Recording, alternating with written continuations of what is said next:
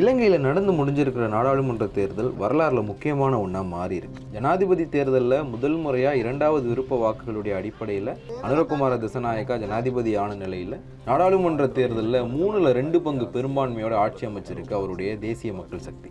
அனுரகுமார திசாநாயக்காவுடைய ஜனதா விமுக்தி பெரமுனா, அதாவது தேசிய மக்கள் சக்தி அப்படிங்கிற பேருக்கு முன்னாடி இந்த பேர் தான் இருந்தது. அந்த கட்சி பாரம்பரியமாக ஒரு சிங்கள இனவாத கட்சியாக அறியப்பட்டது. ஈழத்தமிழர் பிரச்சனைக்காக இந்திய அமைதிப்படை இலங்கைக்கு போனப்போ அதை எதிர்த்து அவங்க ஆயுத புரட்சி பண்ணாங்க.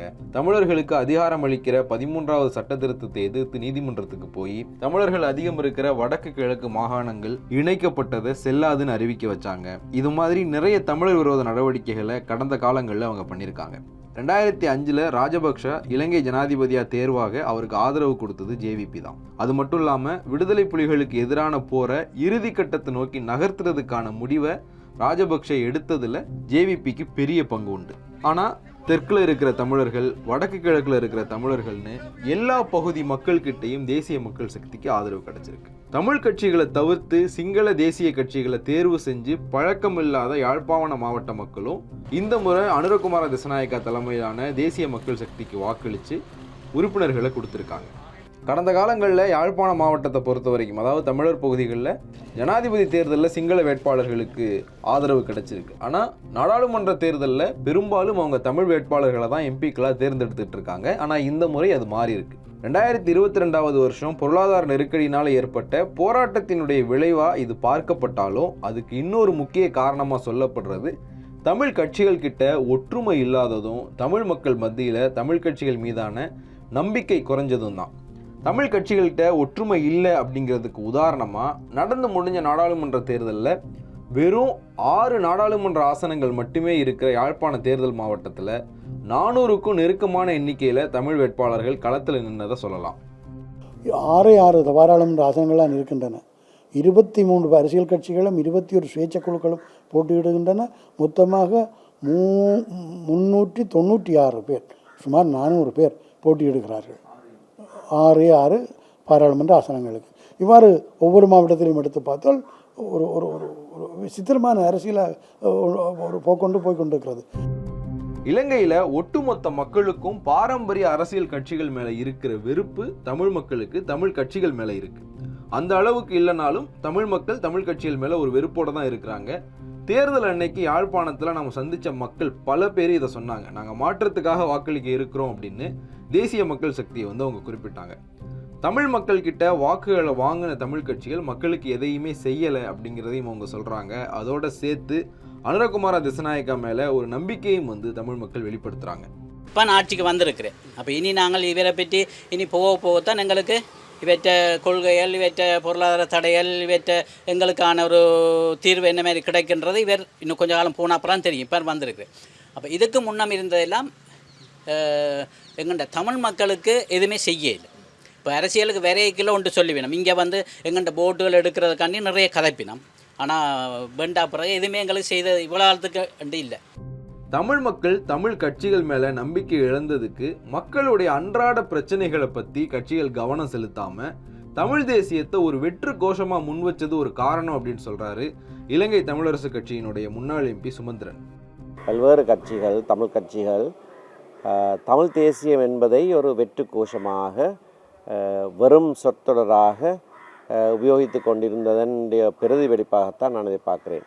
அதாவது யுத்தமும் முடிவடைந்து 15 வருடங்களுக்கு பிறகு அந்த கோஷத்தினுடைய உருவமைப்பு என்னவென்பதை மக்கள் காண முடியாத வகையிலே அதற்கான பல விடயங்களை நாங்கள் செய்திருந்தாலும் தேசத்தை, நிலத்தை, மக்களை பாதுகாக்கிற விடயங்கள் அது போதாது, அது தமிழ் தேசியம் அல்ல என்று ஏதோ கை கட்டாத கண்ணுக்கு தெரியாத ஒரு விடயத்தை போல தமிழ் தேசியத்தை வர்ணித்து கொண்டிருந்ததன் விளைவாக கூட இது இருக்கலாம். என்றால் மக்களுடைய அன்றாட பிரச்சனைகள், அவர்கள் கையாளக்கூடிய விடயங்கள் நிறைவேறவில்லை என்ற ஆதங்கம்.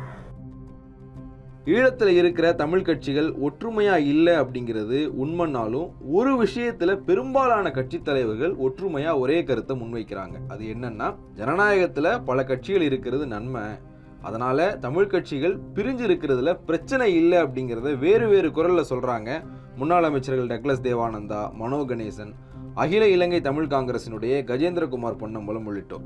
ஆனால் தனிப்பட்ட முறையில் அவங்க கிட்ட பேசும்போது அவங்களுக்கு இடையில இருக்கிற வேறுபாட்டை நம்மளால உணர முடியுது. ஒருத்தரை இன்னொருத்தர் இவர் இலங்கை அரசினுடைய ஏஜென்ட்னு சொல்றாரு, இன்னொரு கட்சி தலைவர் இந்திய அரசினுடைய ஏஜென்ட் அப்படின்னு அவங்களுக்குள்ளேயே அவங்களை விமர்சிச்சுக்கிறாங்க.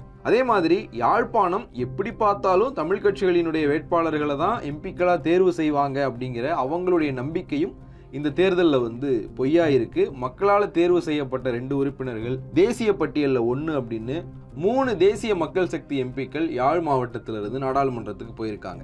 தமிழ் கட்சிகள் ஒவ்வொருத்தரும் அவங்களுடைய அரசியல் எதிர்காலம் பற்றி யோசிக்கிறதா சொன்ன பத்திரிகையாளர் மதன், தேசிய மக்கள் சக்தி யாழ் மாவட்டத்தில் வெற்றி பெற்ற போதும் தமிழர்களினுடைய தமிழ் கட்சிகளினுடைய பிரதிநிதித்துவம் பெரிய அளவில் குறைஞ்சிரல அப்படிங்கிறதையும் சொல்றார். அதே நேரம் தமிழ் கட்சிகள் தங்களுக்கிடையில பிளவின்றி ஒற்றுமையா இருந்திருந்தாங்கன்னா இன்னும் வலிமையான ஒரு பிரதிநிதித்துவம் கிடைச்சிருக்கும். அந்த வலிமையான பிரதிநிதித்துவத்துக்காக இன்னும் 5 வருஷம் நம்ம காத்திருக்கணும், 5 ஆண்டுகள் வீணாகிருச்சு அப்படிங்கிற மாதிரியான ஒரு கருத்தை அவர் வெளிப்படுத்தினார். அவர்கள் ஒவ்வொருவருமே தங்களுடைய அரசியல் எதிர்காலத்தை நோக்கி பயணிப்பவர்களாக இருக்கின்றார்கள். நீங்கள் இப்பொழுது பார்த்தீங்கன்னா பல்வேறுபட்ட பிளவுகள் கட்சிகள் இருந்தாலும் கூட ஒரு சில கட்சிகளை மட்டும் பெருவாரியாக மக்கள் தெரிவு செய்திருக்கின்றார்கள். இதுவும் கூட ஒரு மக்களுடைய தெரிவு என்பது சரியான முறையில் இருக்கின்றது என்பதை எடுத்துக்காட்டுவதற்கும் ஒரு உதாரணமாக நாங்கள் கொள்ளலாம். எத்தனை தெரிவுகள் எங்களை நோக்கி வந்தாலும் எங்களுடைய தெரிவு சரியான பாதையிலே செல்பவர்களை தெரிவு செய்யும் என்பதை மக்கள் நிரூபிக்கின்றார்கள். மக்கள் தெளிவாக இருக்காங்க, கட்சிகளுக்கிட்ட இல்லை தான். நீங்கள் குறிப்பிடுவது சரிதான். கட்சிகள் இன்முறையும் கூட பிளவுபடாமல் ஒற்றுமையாக நீங்கள் குறிப்பிடுவது போல் ஒற்றுமை என்ற ஒரு பாதையிலே பயணித்திருந்தால் இன்னும் சில ஆசனங்களையும் கூட பெற்றுக்கொண்டிருக்கலாம். போனஸ் ஆசனங்களை கூட பெற்றுக்கொள்வதற்கான சந்தர்ப்பங்கள் இருந்தது. அதை நழுவ விட்டு விட்டார்கள். இன்னும் ஒரு 5 வருடங்கள் நாங்கள் பொறுத்து தான் பார்க்க வேண்டும். இலங்கையினுடைய அரசியல் சாசனத்தை மாற்றுவோம், ஜனாதிபதி ஆட்சி முறையே கூட மாற்றுவோம் அப்படிங்கிற மாதிரியான வாக்குறுதிகளை ஜனாதிபதி அனுரகுமார திசநாயக்கா தேர்தல் பிரச்சார காலகட்டத்தில் கொடுத்திருந்தார். அந்த விஷயத்தை எல்லாம் பண்றதுக்கான பலத்தை நாடாளுமன்றத்தில் அவருக்கு கொடுத்திருக்காங்க இலங்கை மக்கள். இப்படியான ஒரு சூழல்ல இலங்கை தீவில் தமிழர்களினுடைய உரிமைகள் காக்கப்படணும்னா அவங்களுக்கான அரசியல் பிரதிநிதித்துவம் நிலைநாட்டப்படணும். அதை நிலைநாட்டுறதுக்கு தமிழ் கட்சிகளுக்கு ஒரு ஒற்றை மந்திரம் தேவைப்படுது. அந்த மந்திரத்தினுடைய பெயர் ஒற்றுமை. ஈழத்தமிழர்களின் தாகமாக இருந்த ஒரு மாபெரும் கனவு கலைந்ததற்கு சகோதர சண்டைகளும் ஒற்றுமையின்மையும் காரணமாக அமைந்தன. போருக்கு பிந்தைய அரசியல் சூழலிலும் தமிழ் இயக்கங்களிடம் ஒற்றுமை இல்லை என்ற கருத்தை தமிழ் மக்களிடமும் பத்திரிகையாளர்களிடமும் அரசியல்வாதிகளிடமும் நம்மால் பார்க்க முடிகிறது. ஈழத்தமிழினம் தன்னிடம் உள்ள வேறுபாடுகளை கலைந்து இலங்கை தீவில் அரசியல் வலிமையை பெறட்டும். ஒளிப்பதிவாளர் கார்த்திக்குடன் யாழ்ப்பாணத்திலிருந்து ஜெயிலானி, ஒன் இண்டியா.